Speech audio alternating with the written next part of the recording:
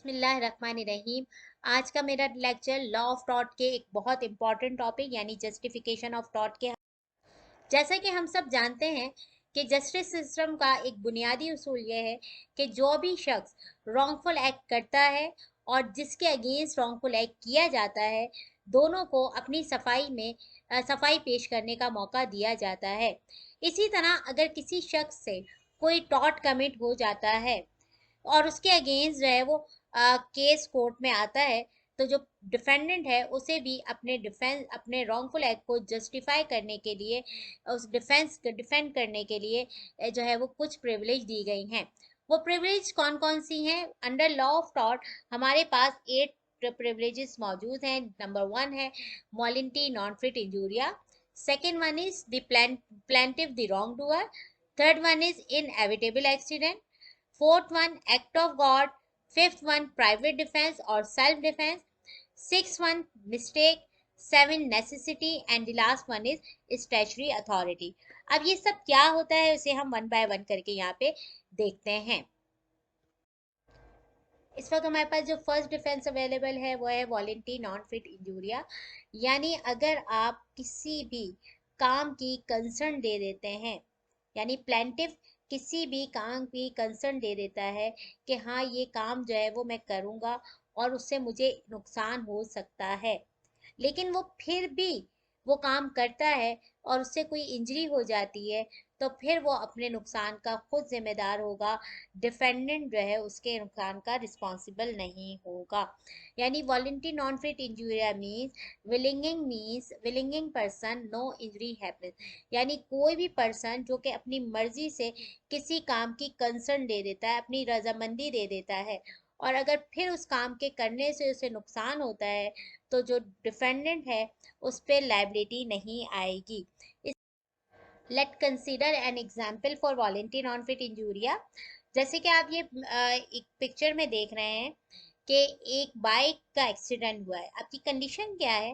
Condition ये है कि ए के पास एक बाइक है जिसके ब्रेक्स जो है वो काम नहीं कर रहे होते, और बी को पता होता है कि बाइक की कंडीशन क्या है।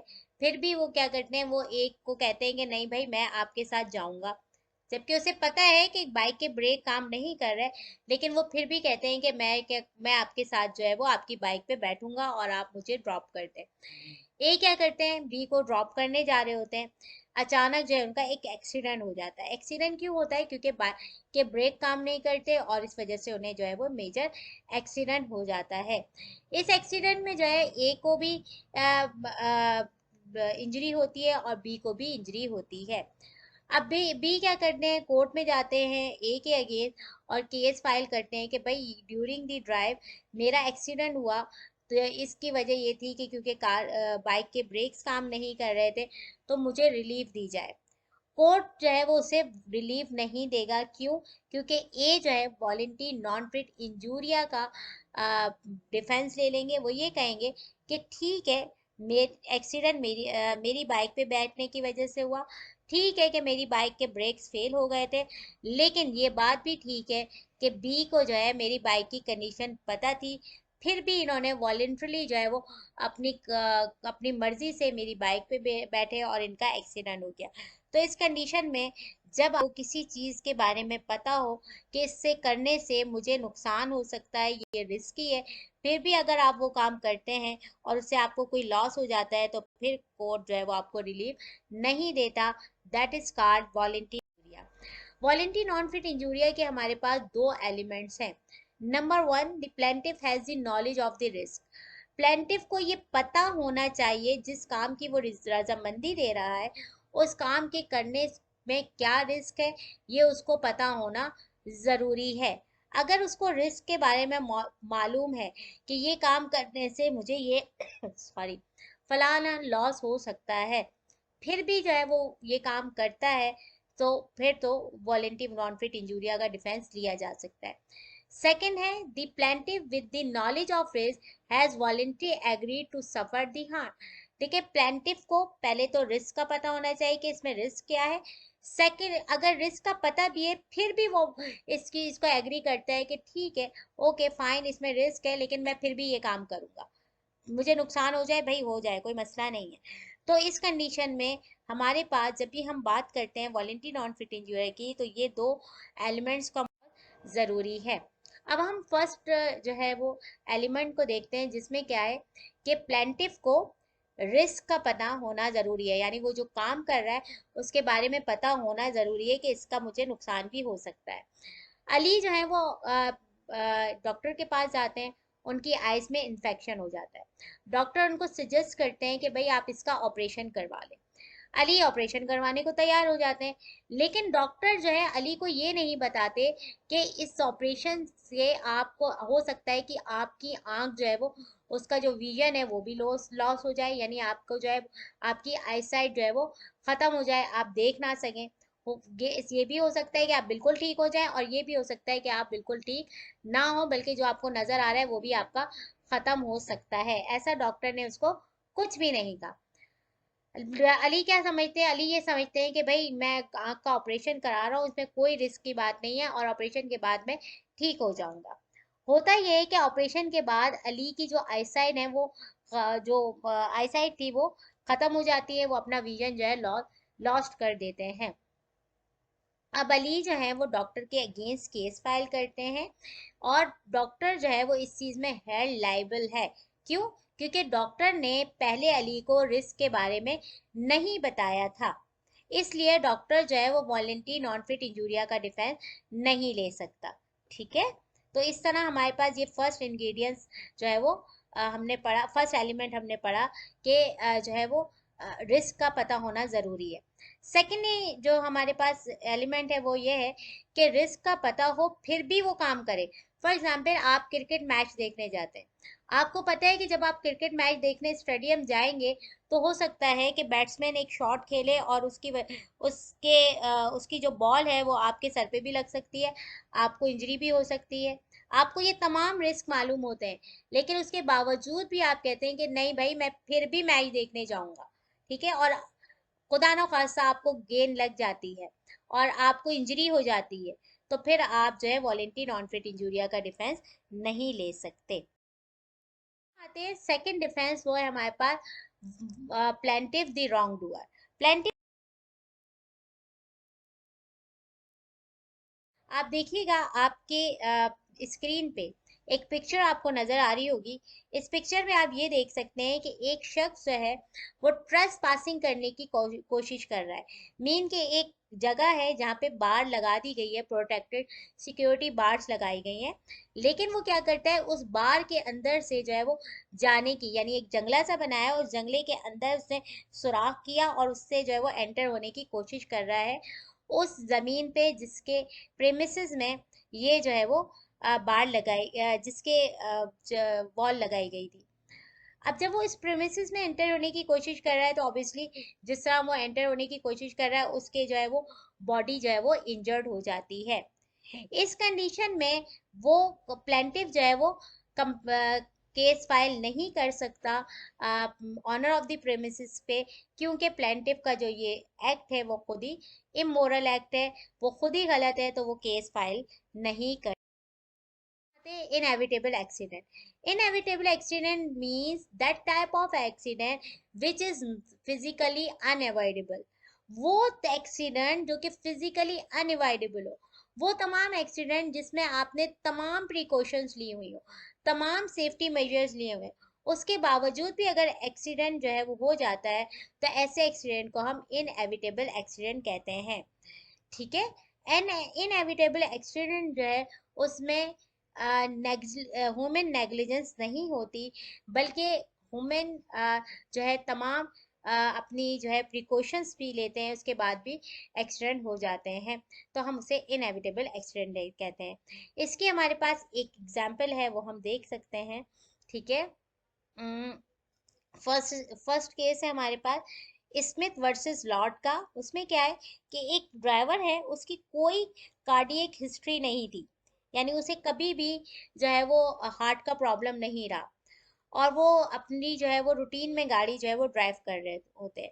इसी दौरान वो एक दिन गाड़ी ड्राइव होते हैं, अचानक से ड्राइव कर रहे होते हैं, अचानक से जो है उन्हें जो है वो हार्ट अटैक हो जाता है, यानी कार्डियक अटैक हो जाता है, जिसकी वजह से जो व्हीकल है वो आउट ऑफ कंट्रोल हो जाती है और एक्सीडेंट हो जाता है।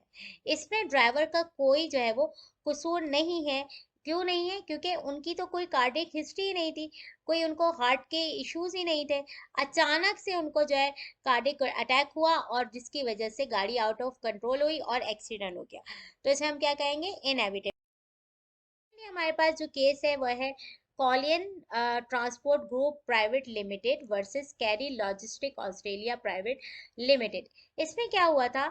इसमें ये हुआ था कि दो जो है वो व्हीकल्स आपस में टकरा गई थी, और उसकी वजह भी क्या थी? उसकी वजह ये थी कि जो ड्राइवर था, ठीक है, वो ड्राइवर जो है उसे अचानक से जो है वो हार्ट अटैक होता है, और उसके दौरान जो है वो गाड़ी उससे आउट ऑफ कंट्रोल होती है, और उसके पास जो है वो सफिशिएंट टाइम नहीं होता रेक करने का, जिसकी वजह से जो है वो आपस में गाड़ियां जो है टकरा जाती हैं।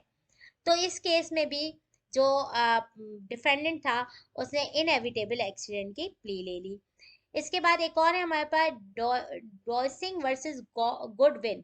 ठीक है, इसमें क्या था? Although the driver suffered a sudden hypoglycaemic attack, यानी कि एक लड़की, एक गर्ल जो है ड्राइव कर रही थी, और इशू ये था कि उनका जो है वो जब वो छोटी थी तब से उनका जो है वो जो ब्लड प्रेशर का भी उन्हें मसला था, उनका शुगर लेवल भी जो है वो डाउन हो जाता था। तो डॉक्टर ने जो है वो उन्हें कहा कि भाई आप जो है वो आप कुछ अरसे तक आप गाड़ी जो है ड्राइव ना करें। अगर आपको करनी है गाड़ी ड्राइव, तो आपको जो है वो कुछ मेडिसिन इस्तेमाल करनी होगी। लेकिन उन्होंने क्या किया? उन्होंने जो है, डॉक्टर ने जो उन्हें सजेस्ट किया था, वो उसने जो है उसके जो है वो रीजनेबल स्टेप्स नहीं लिए, और ड्यूरिंग द ड्राइव जो है उन्हें अटैक हो जाता है, जिसकी वजह से जो है वो एक्सीडेंट हो जाता है। तो इस कंडीशन में इनएविटेबल एक्सीडेंट की प्ली जो है वो काम नहीं करेगी।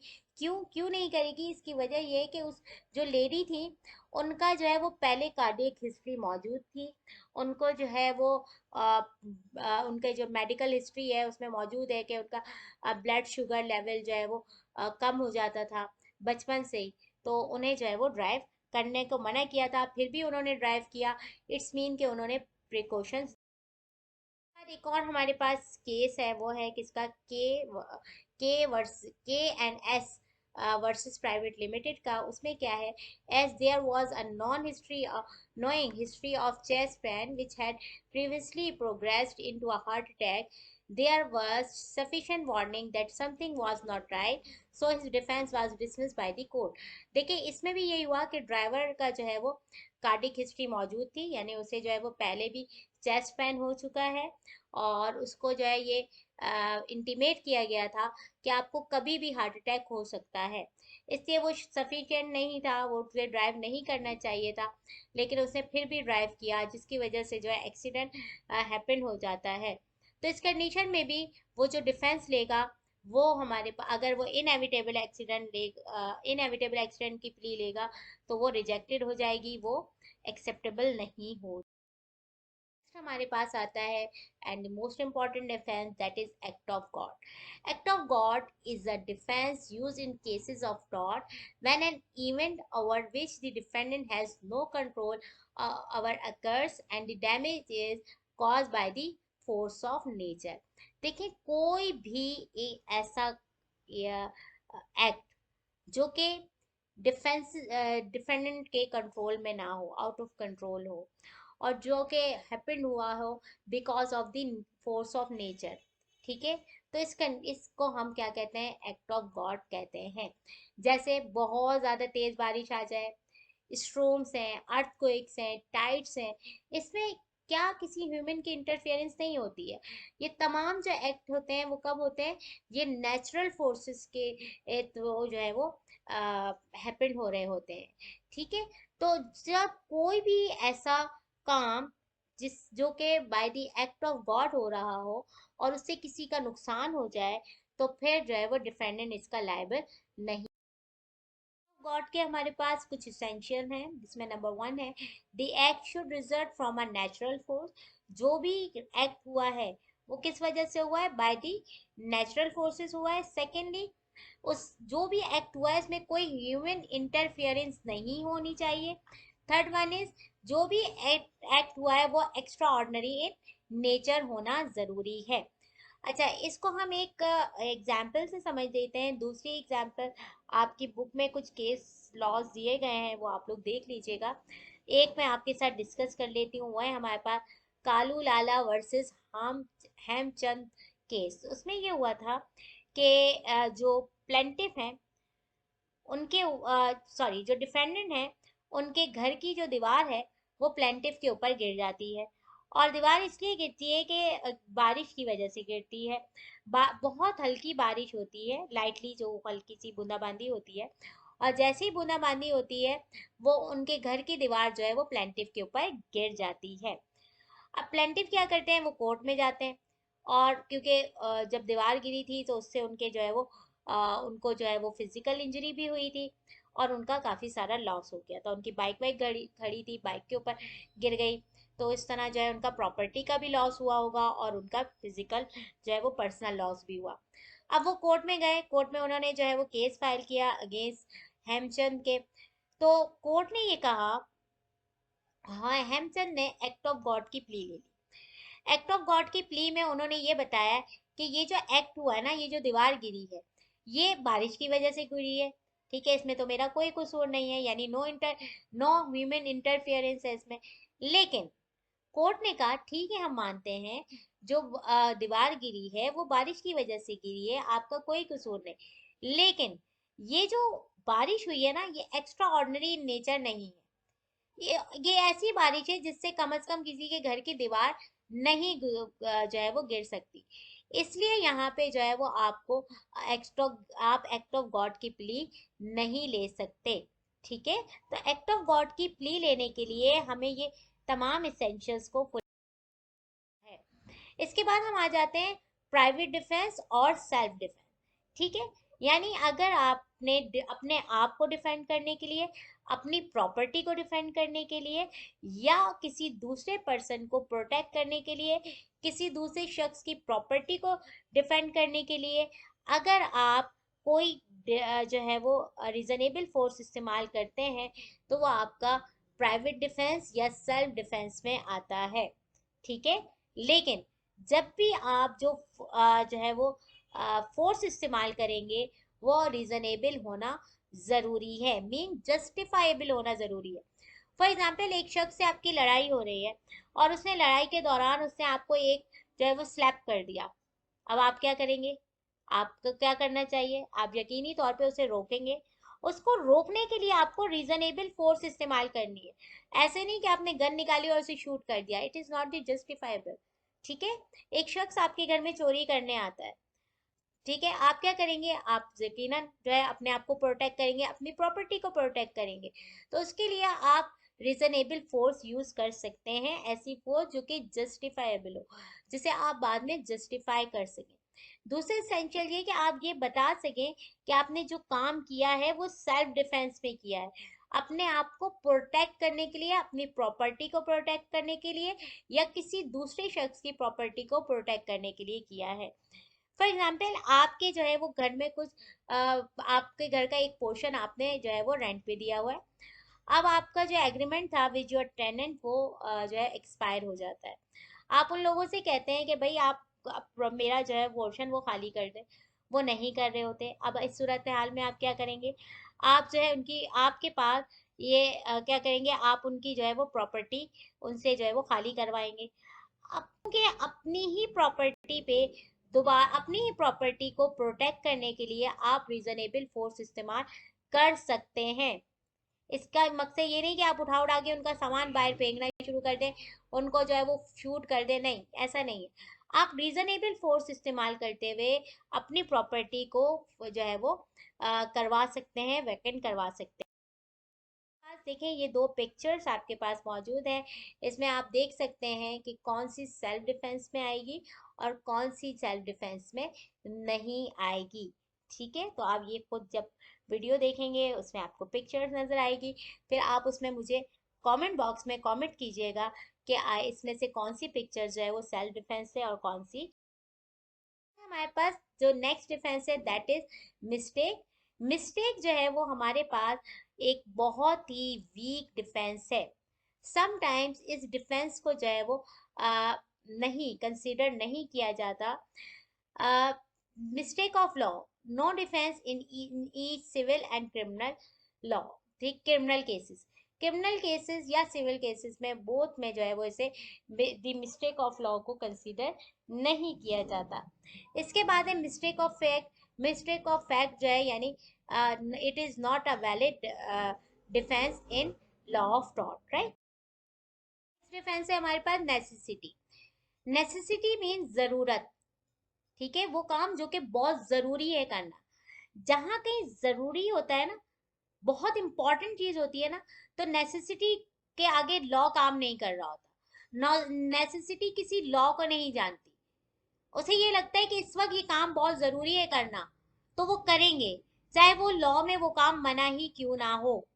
ठीक है, यानी अगर किसी बड़े सानिए से बचने के लिए अगर आप कोई छोटा नुकसान कर देते हैं तो वो जस्टिफाइएबल है, उसे जस्टिफाई किया जा सकता है।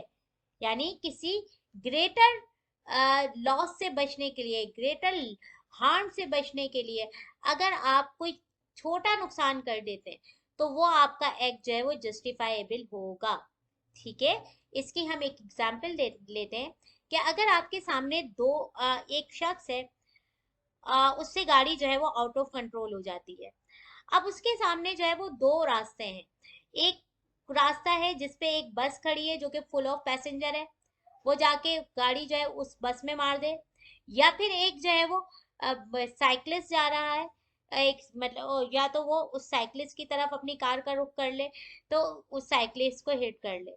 अब ड्राइवर जो है वो क्या करेगा, ड्राइवर के पास वो अगर उस वक्त डिसीजन पावर मौजूद है तो वो क्या करेगा, जो है वो ग्रेटर लॉस से बचने के लिए वो कोशिश करेगा कि मैं साइकिलिस्ट को तो हिट कर दूं लेकिन मैं कार को हिट ना करूं, क्योंकि अगर मैं कार को हिट करूंगा तो ज्यादा नुकसान होगा as compare to the hit cyclist. क्योंकि साइकिलिस्ट को अगर मैं हिट करूंगा तो एक शख्स की जान जाएगी, लेकिन अगर मैं बस को हिट करता हूँ तो पूरी बस जो कि पैसेंजर से फुल है उसमें जो है ज्यादा जो है लोग मर सकते हैं, ज्यादा जो है वो इंजर्ड हो सकते हैं।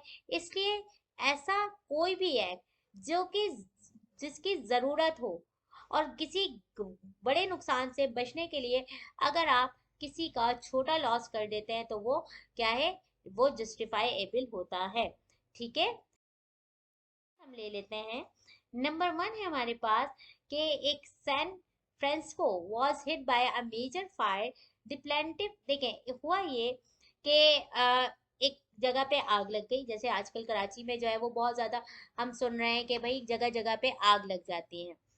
अब क्या हुआ कि एक घर में आग लग जाती है और तो आग फायर ब्रिगेड को जो है वो फौरी तौर पे फायर ब्रिगेड पहुंच जाती है। और वो क्या करती है, वो उस आग को जो है वो बुझाने की कोशिश कर रही होती है, जल्दी से रैप अप कर दे।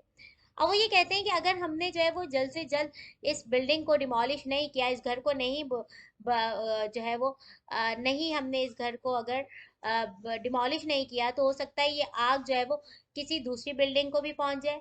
अगर वो आग जो है वो किसी दूसरी बिल्डिंग को भी लगेगी तो उससे ज्यादा नुकसान हो जाएगा।